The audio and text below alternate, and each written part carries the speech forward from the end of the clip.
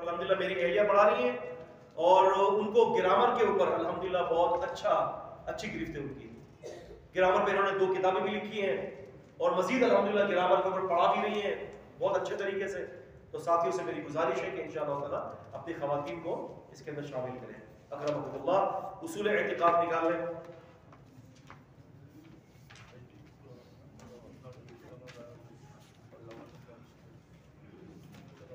صفحہ نمبر 12 الدرس الثانی، دوسرا درس.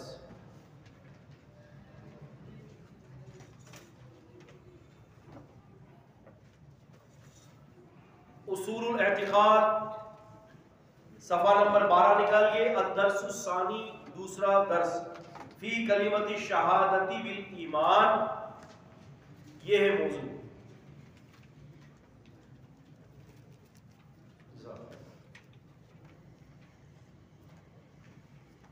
جی نکال لیا.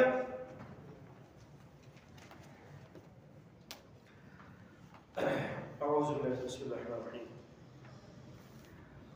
فرماتے ہیں کہ وہی ان تشہد ان لا الہ الا اللہ، کہتے ہیں کہ کلمہ شہادہ ایمان کے لیے یہ ہے کہ ان تشہد ان لا الہ الا اللہ، کہ اس بات کی تو گواہی دے کہ اللہ تعالیٰ کے سوا کوئی معبود نہیں ہے.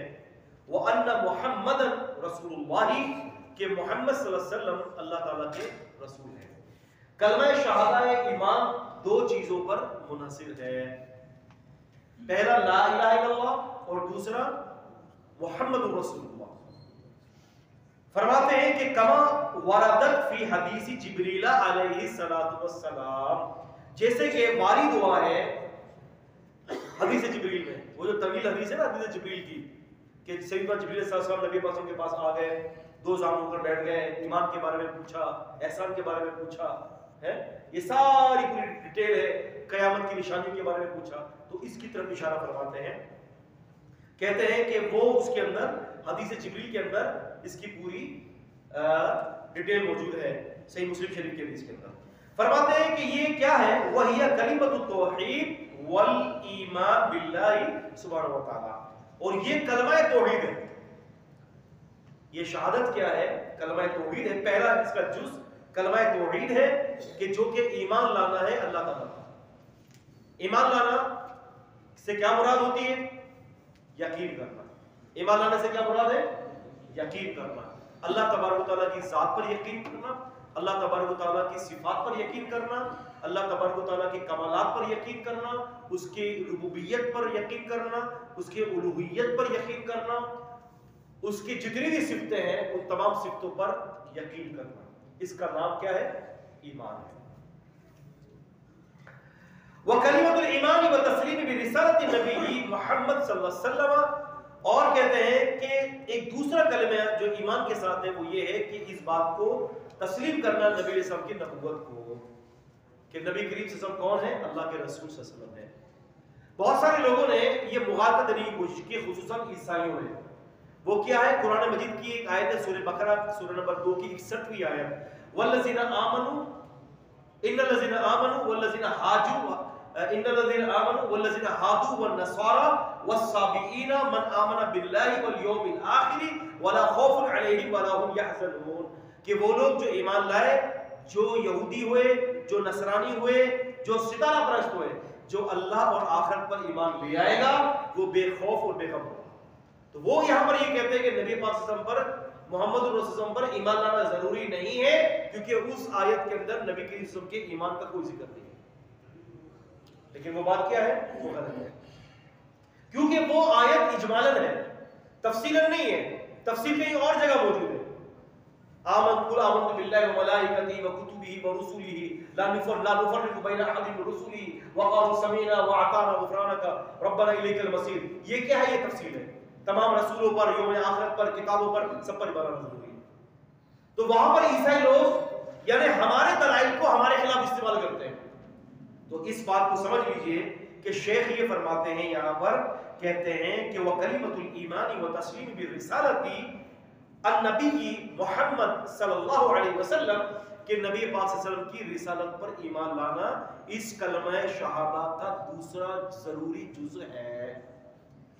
اس کے بغیر آپ کچھ نہیں کر سکتے. بلکہ میں تو یہ کہتا ہوں کہ نبی کریم صلی اللہ علیہ وسلم پر ایمان لانا اتنا ضروری ہے کہ لا الہ الا اللہ کو آپ جب تک سمجھ ہی نہیں سکتے، مکمل ہی نہیں کر سکتے جب تک کہ محمد رسول اللہ کو مکمل نہیں کریں گے آپ.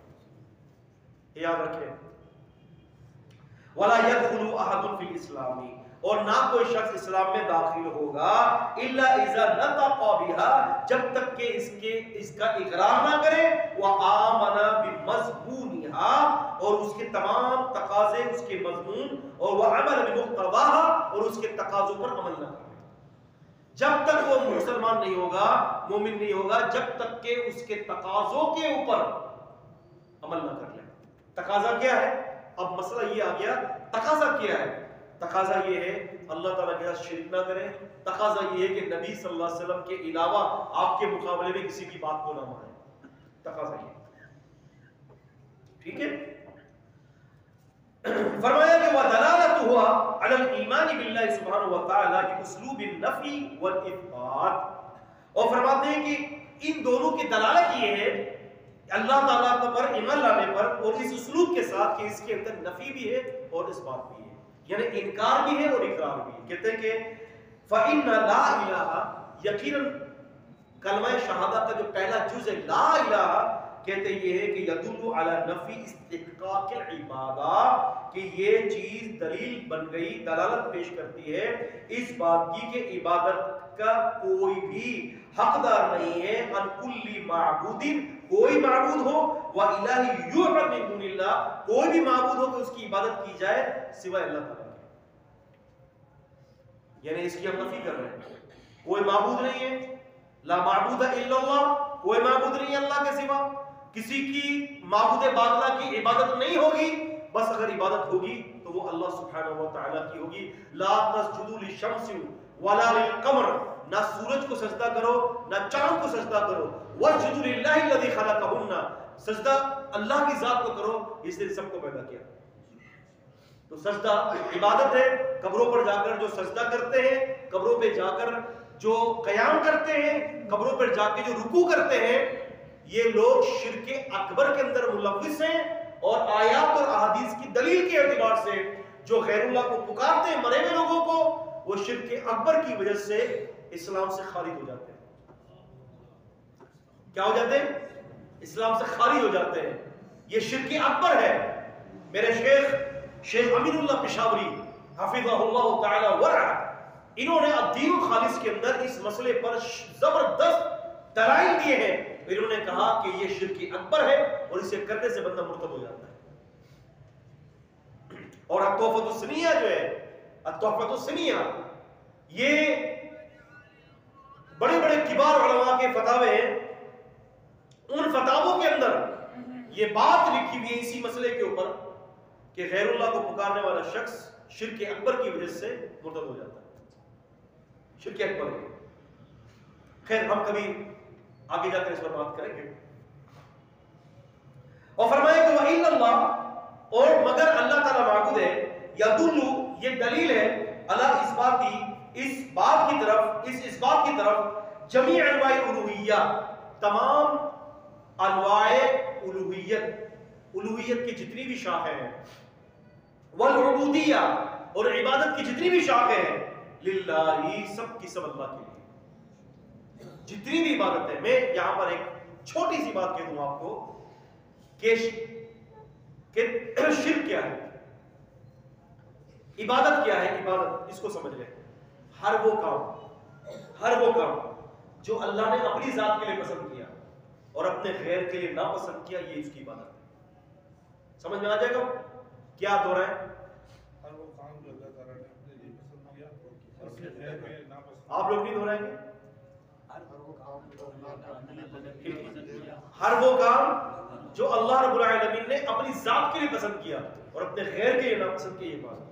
رکوع ذات کے لیے پسند کیا، سجدہ اپنی ذات کے لیے پسند کیا، قیام اپنی ذات کے لیے پسند کیا، یہ ساری چیزیں کیا ہیں؟ یہ عبادت کے اندر شامل ہیں. اور فرمایا لأن سبحانہ وتعالی وهو الإلہ الحق والمستحق للعبادہ، اور اللہ تعالیٰ ہی وہ معبود برحق ہے کہ جو حق رکھتے ہیں اس بات کی کہ اسی کی عبادت کی جائے. بس پھر کہتے ہیں کہ وقت قال اللہ سبحانہ وتعالی، یقین اللہ تعالیٰ نے اپنی کتاب سورہ زخرف میں فرمایا وَهُوَ الَّذِي فِي السَّمَاءِ إِلَٰهٌ، اللہ تعالیٰ جو ہے وہ آسمانوں میں بھی وہی الہ ہے، وہ فرمایا کہ وَفِي الْأَرْضِ إِلَٰهٌ، اور زمین میں بھی وہی الہ ہے۔ ایسا نہیں ہے کہ آسمان کا الہ کوئی اور ہے زمین کا الہ کوئی اور ہے، یہاں پر تردید ہو رہی ہے ہندو دھرم کی۔